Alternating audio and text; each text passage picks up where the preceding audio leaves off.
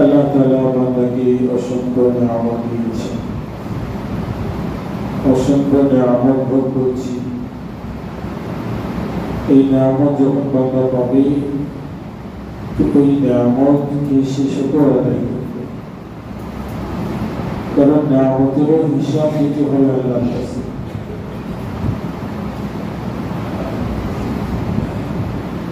ثم لتسألن يومئذ عن النعيم। যে সূরা তিলাওয়াত করেছি ভূমিকায়, এই সূরাটা সকলেরই মনে হয় পরিচিত একটা সূরা। মাগরিবের নামাজে, ইশার নামাজে বিভিন্ন সময় এই সূরা পড়া। যে সূরাটা পড়েছি এই সূরার নাম কি বলেন তো? সকলেই টাকা আছে। কোরআনে কারিমে কয়টা সূরা আছে? 114টা সূরা আছে। সবাই কিন্তু বলে, খেলোয়াড়দের নাম জিজ্ঞেস করেন, নায়ক নায়িকাদের নাম জিজ্ঞেস করেন, সব বলে ফেলবে। এই জন্য মুসলমান বোঝা গেল যে কোরআনের সাথে কি নাই সম্পর্ক। মুসলমান তো জানবে কোরআনের কয়টা আয়াত, কয়টা অক্ষর। অনেকে মনে মনে ধর্মের কথা বলবে, এই তোর কাম নাই, কি করবে অক্ষর কোরআনে? যে সূরাটা কোরআনে কারিমের কত নম্বর সূরা বলেন তো? এই সূরাটা হলো 102 নম্বর সূরা। কত নম্বর সূরা? 102 নম্বর সূরা। কোরআনে কারিমে যে সূরাটা পড়েছি আপনাদের মাঝে, ছোট সূরাটা 30 পারা, 30তম যে পারা আছে, এই সূরাটার 2টা আয়াত পড়েছি। এই আয়াতের সাথে সামঞ্জস্য রেখে রাসূল আরবি সাল্লাল্লাহু আলাইহি ওয়াসাল্লামের অসংখ্য হাদিস মুবারক থেকে একটা হাদিস পড়েছি। সূরাকে সামনে রেখে, হাদিসকে সামনে রেখে, এই হাদিসের যে আলোচ্য বিষয়, ওই বিষয় সম্পর্কে আলোচনা করব। আলোচ্য বিষয় হলো বান্দাকে আল্লাহ তাআলা স্মরণ করে দিচ্ছে কবরের কথা। কিসের কথা? আখিরাতের কথা। এই যে জিন্দেগি, এই জিন্দেগি তো শেষ হয়ে যাবে, ক্ষণস্থায়ী জিন্দেগি। এই জিন্দেগি শেষ হয়ে যাওয়ার পরে চিরস্থায়ী এক জিন্দেগি আছে আখিরাত। ওই আখিরাতকে মানুষ ভুলে গেছে। আখিরাতকে মানুষ কি করেছে? ভুলে গেছে। দুনিয়ার যত নিয়ামত পাচ্ছে, এই নিয়ামতের মোহে, এই নিয়ামতের মোহে মহাব্বতে নিয়ামত গ্রহণ করা, আধিক্যতার এই যে প্রতিযোগিতায় যে সে আখিরাতের কথা ভুলে গেছে। আখিরাতে যেতে হবে, আখিরাতকে ভুলে যে সে গাফিল হয়ে যাচ্ছে। তাহলে আখিরাত ভুলে যে দুনিয়া কি করছে? গ্রহণ করছে। দুনিয়ার প্রাচুর্যতা, দুনিয়ার ধন সম্পদ, আধিক্যতা, এগুলোর প্রতিযোগিতায় আজকে আমরা লিপ্ত হয়েছি। এজন্য আখিরাতকে ভুলে গেছি। দুনিয়ার কথা মানুষ সারা জিন্দেগি দুনিয়ায় চলা কঠিন না সহজ? কঠিন। দুনিয়া তো নিয়েই চলতে হবে, দুনিয়া নিয়ে। কিন্তু দুনিয়া এমন ভাবে বলেছি আমরা যে আখিরাত নামক যে জিন্দেগি আছে, এই জিন্দেগিকে ভুলে গেছি, গাফিল হয়ে আছি, উদাসীন হয়ে আছি, দুনিয়ার প্রতি আকৃষ্ট হয়ে গেছি। এই সূরার শুরুর আলোচ্য বিষয় হলো এটাই, বান্দাকে কবরের কথা স্মরণ করা হয়েছে। আলহাকুমুত তাকাসুরু হাত্তা যুরতুমুল মাকাবির। প্রতিযোগিতা শুরু হয়েছে। এই প্রতিযোগিতা একেবারে কবর পর্যন্ত যাওয়ার পরেও কি হবে? প্রতিযোগিতা। আল্লাহু তাকাসুর, আল্লাহ তাকাসুর। আল্লাহ বলা হয় যে গাফল হয়ে যাওয়া, নিমজ্জিত হয়ে যাওয়া। কিসে ডুবে গেছে? তাকাসুর, কাসরা থেকে তাকাসুর, প্রাচুর্যতা। প্রাচুর্যতার প্রতিযোগিতায় সে ডুবে গেছে। সম্পদ কামানোর জন্য, বাড়ি গাড়ি করার জন্য সে কি করছে? প্রতিযোগিতা করছে। প্রতিযোগিতা শুরু হয়েছে। গ্রামে একসময় টিকের ঘর ছিল, এখন সব বিল্ডিং উঠতেছে। প্রতিযোগিতা কার বিল্ডিং কত? 6 তলা দিতে বলছে সরকার, 6 তলার পরেও ছাতা দিয়ে থাকে। ছাতা দিয়ে ওই বাড়ি থেকে বাড়িটা একটু বেশি বড়, এটা বোঝাইতে হবে। বুঝতেছেন? তাহলে এই প্রতিযোগিতায় আমরা লিপ্ত হয়েছি। বাড়ি করার প্রতিযোগিতায়, নারী গ্রহণ করার প্রতিযোগিতায় লিপ্ত হয়েছি। আরবের অনেক মানুষের কথা শোনা যায় যে 70 পর্যন্ত বিয়ে করছে, 100 পর্যন্ত বিয়ে করে। লিপ্সা আর প্রতিযোগিতা শুরু হয়েছে, নারীর প্রতিযোগিতা। অথচ আরবে এক সময় নারী জন্মগ্রহণ করলে এরা এটাকে বলে এর পিছনে সরাই দিবে, এরা মারো, এরা জ্বলন্ত কবর দাও, ওরা লালন পালন করতে হবে, বড় করতে হবে, এরা বিয়ে দিতে হবে, বিয়ে দিলে জামাই আসবে, জামাইয়ের পিছনে খরচ করতে হবে, সারা জিন্দেগি গেলে খরচ, এরা কবর দাও, কবর দিচ্ছে। তারা নেশায় ছিল আরবে, নারীর নেশায় ছিল, আর মদের নেশায় তারা ছিল, যুদ্ধের নেশায় তারা ছিল। এই 3টা নেশা তাদের বেশি ছিল।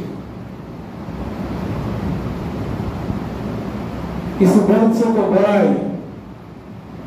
হাসান বসরি রহমতুল্লাহ আলাইহি বলেন, তাকাসুরের তাফসীর করতে গিয়ে যে আমওয়ালি ওয়াল আওলাদি, মাল আর সম্পদের প্রাচুর্যতার বড়াই। সমাজে যদি কারো 7 ভাই থাকে, ওরা বলে হুজুর গ্রাম আমাদের, এই গ্রাম আমাদের। আরেকজন বড়াই করছে বংশ দিয়ে, বংশ। এই যে সূরা আছে, এই সূরার একটা শানে নজুল আছে। শানে নজুল হলো এই যে সূরা নাজিল হয়েছে, কোন কোন মুফাসসিরিনে কিরাম বলেছেন এটা মক্কায় নাজিল হয়েছে, কেউ বলেছেন মদিনায় নাজিল হয়েছে। নাজিল তো হয়েছে যে জায়গায় মক্কা, ওদের মদিনায় নাজিল তো হয়েছে। যারা মক্কা নাজিল করেছেন এই বর্ণনা যারা দিয়েছে, আহনাফ গোত্র ছিল, তারা প্রতিযোগিতা করত, বংশীয় প্রতিযোগিতা। বলেছে আমাদের বংশে লোক বেশি, তোমাদের বংশে কোনো লোকই নাই। আমাদের বংশে, আমরা আমাদের দেশে হয় না, আমরা চৌধুরী বংশ, মোল্লা বংশ, বাকবার গোষ্ঠী, এটা বলা যাচ্ছে না। আমাদের খাদেম সাথে বললাম যে আমি কোরবানি কোন জায়গা থেকে করা শুরু করবো, কোন এলাকা থেকে। বললো হুজুর একটু চেঞ্জ হওয়া দরকার। কি চেঞ্জ করবো? তো আমাকে বড় দিন সব ওই দিক দিয়ে জড়ি করে, আপনি এদিক দিয়ে জড়ি করেন, আমি ওদিক বলি নেই। খাদেম সাথে বললাম হ্যাঁ, চেঞ্জ তো আসলে করা দরকার, ওদিকে গেলে বেশি বড় তো চেঞ্জ তো ওই ভালোই। দেখেন এই যে কুরবানি গেল, কুরবানির সময় মানুষ প্রতিযোগিতা, কে জবাই দেবে, কয়টা বেশি জবাই দেবে, এটা প্রতিযোগিতা। কে কত টাকা দিয়ে বড় কিনেছে, এটাও প্রতিযোগিতা।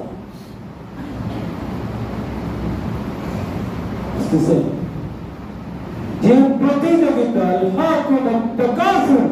এই প্রতিযোগিতা করতে করতে হাত্তা যুরতুমুল মাকাবির, কবর জিয়ারত করা পর্যন্ত তার এই প্রতিযোগিতা চলতে থাকবে। হাসান বসরি রহমাতুল্লাহ আলাইহি বলেন যে শুধু কবর পর্যন্ত নয়, কবর যে যাবে তার আগেও তার প্রতিযোগিতা। কি প্রতিযোগিতা?